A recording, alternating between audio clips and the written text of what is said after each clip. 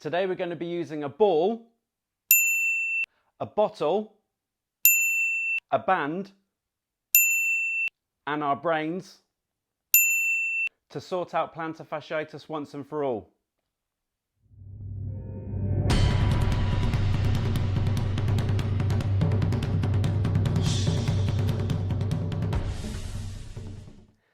Hello healthy people, I'm Richard and welcome back to Exercise for Health, and in today's video I'm going to provide some tricks for instant relief of plantar fasciitis, the pain you get in the heel of your foot, and look at what might be causing it so that you can manage it in the long term.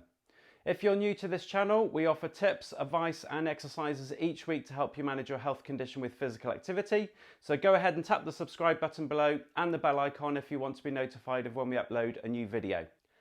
So plantar fasciitis is a common condition where you get inflammation of the fibrous tissue that supports the arch of the foot, which then causes a sharp pain normally close to the heel.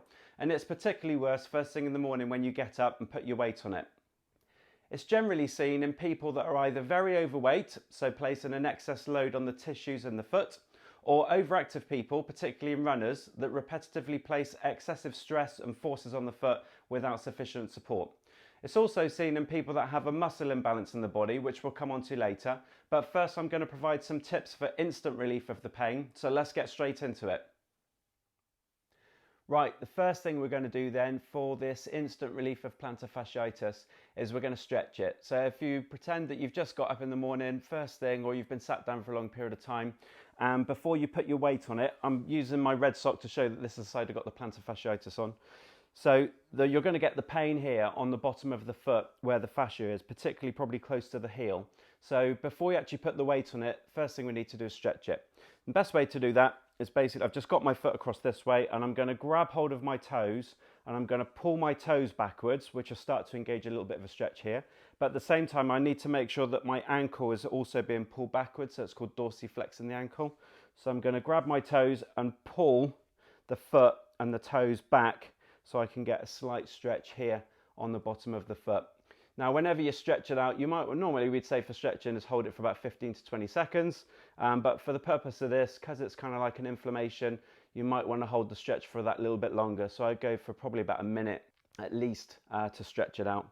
Now, the other thing you can also do, and again, this you can do before you get up out of bed, is you can self-massage it. So this is where your tennis ball comes into it. So I'm going to place the tennis ball on the floor. Just put my foot over the top of the ball and then just gently start to put some weight through into the ball and then roll my foot forwards and backwards. Because the fascia runs from the heel of the foot all the way through to the toes, then you can basically just move your foot forwards and backwards. And because you're doing it over a tennis ball, it's quite nice because it will just then allow the fascia just to go over the top of the ball as you're moving it. So that's just a nice way to self-massage it. Now the other option that you've got is, so if you don't want to use a tennis ball, is I've got a bottle which is filled with water, but I've actually had it in the freezer overnight, so it's solid ice. And because it's so cold, you can actually use that to help reduce the inflammation at the same time. So I can basically roll my foot over the top of this ice bottle, and at the same time as obviously having that massage effect, it's also having the effect of actually trying to reduce the inflammation because it's so cold. So that's another option that you can use as well. It's quite nice actually. Okay, so there's some instant relief for plantar fasciitis that you can do first thing in the morning. Okay, what we're going to do now is look at some solutions for more of the long-term relief from plantar fasciitis. And in some cases, if you're someone that's severely overweight, so if your body mass index is above 30, then really you should be thinking about trying to lose weight. That should be your priority first, because that will just then take off some of the load off the foot. So that'd be your first one. If you're someone that does a lot of running, or you're perhaps training a little bit too much at the moment, then again, it might be that you need to reduce the amount of load that you're placing on it in terms of the repetition and the frequency that you're doing.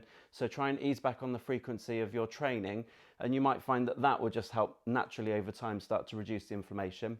But in a lot of cases, it might not be that. It might be that the fact you have tight calf muscles. So what we need to address is then to actually try and improve the flexibility of the calf muscle itself, which will then take the pressure off the plantar fascia.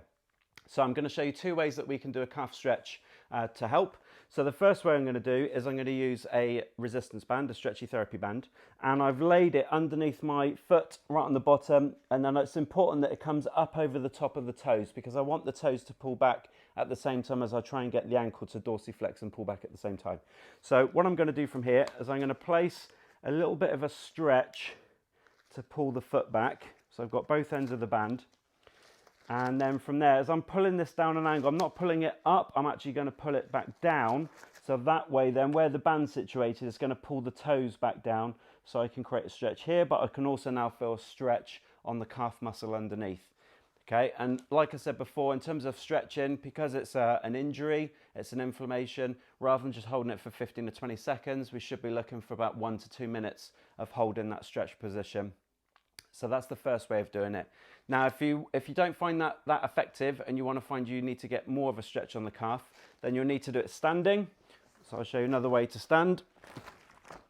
So for this one, you'll need to do it against the wall. So I'm going to place both hands on the wall. And the one I'm stretching, the one that's affected, is the one that's at the back. So initially I need to make sure that my back knee is straight, so then that's going to help stretch the calf muscle, so I don't want the knee to bend.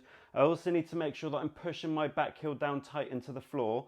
Now I've done this stretch previously in the past where we just place the hands on the wall and then we move our hips forwards, and as you move your body weight forwards, you'll start to feel stretch in the calf muscle. Because we want to try and improve the stability of the ankle joint itself and to take the pressure off the plantar fascia, what we're going to do is we're actually going to move this front foot across towards the side that's affected. So rather than me being here, I'm actually going to move this front foot across this way, which is moving my hip out, and I can now feel more of my weight going down through the edge, the outside edge of the foot, while I try and keep the heel down. So now it's stretching the calf in a slightly different way to a standard stretch.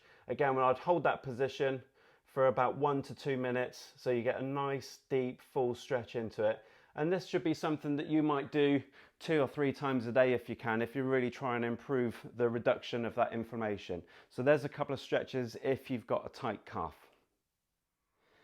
Right, so if you found that you don't have particularly tight calf muscles and that's not affecting the fascia, that's not causing it, the other cause could actually be a weak hip, but on the opposite side to where you've got the plantar fasciitis. So if my right side's the side that's affected, it could be that my left-sided hip, the muscles around the hip called the glute medius muscles, are particularly weak. And you can see this in people that walk, called the Trendelenburg gait.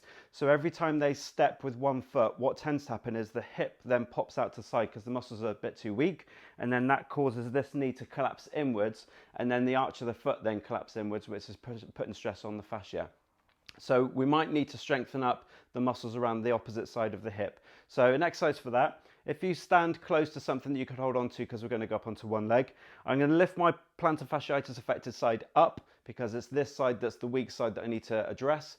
And then from there, I'm going to allow the hip to drop out to the side where it starts to stretch that muscle. And then I'm going to work that muscle as I contract it. It's going to push the hip in and up so I can feel that contraction here. So that exercise in itself, doing that sort of 10 to 15 times, you'll start to feel that muscle really start to work, and then hopefully then that will address that weakness on that side so you get a more stable hip while you're walking. That will then take the pressure off the plantar fascia on that side, which will then in turn then reduce the inflammation. I hope you enjoyed this video today, and if you did, then please give it a like by clicking the thumbs up button below to help this channel grow so more people can benefit from these videos. Remember to stay active, keep moving, and I'll see you next week. Thank you for watching. If you enjoyed this video today, please give it a thumbs up. You can also click here to subscribe to this channel or click here to watch a recent video. See you soon.